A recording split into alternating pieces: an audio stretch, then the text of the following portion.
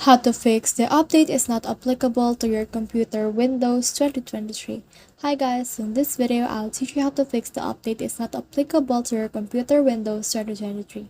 So if you want to learn how it's done, just watch this video until the very end. It's just pretty quick and simple, so let's go. So the first thing you need to do is just head over to your search bar right here and search for command prompt.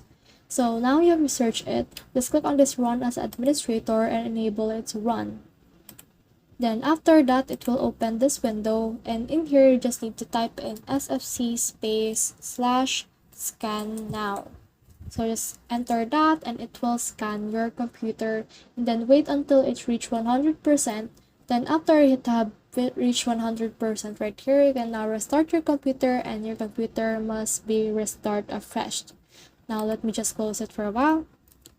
And then the next method that you can do is to head over to your search bar again and search for troubleshooting.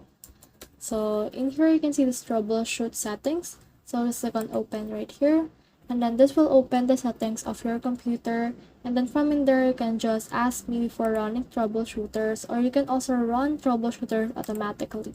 So in here you can see this recommended troubleshooters right now. You can view the troubleshooting history and all of that.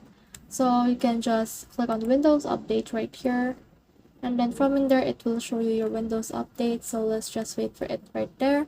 Then you can just click on check for updates, or you can also get the PC health check in order to solve this problem. So that's the whole process. I hope this video helped you to fix the update is not applicable to your computer Windows 2023. If you have questions or comments, kindly put in the comment section below, and if not, don't forget to subscribe and like. Thanks.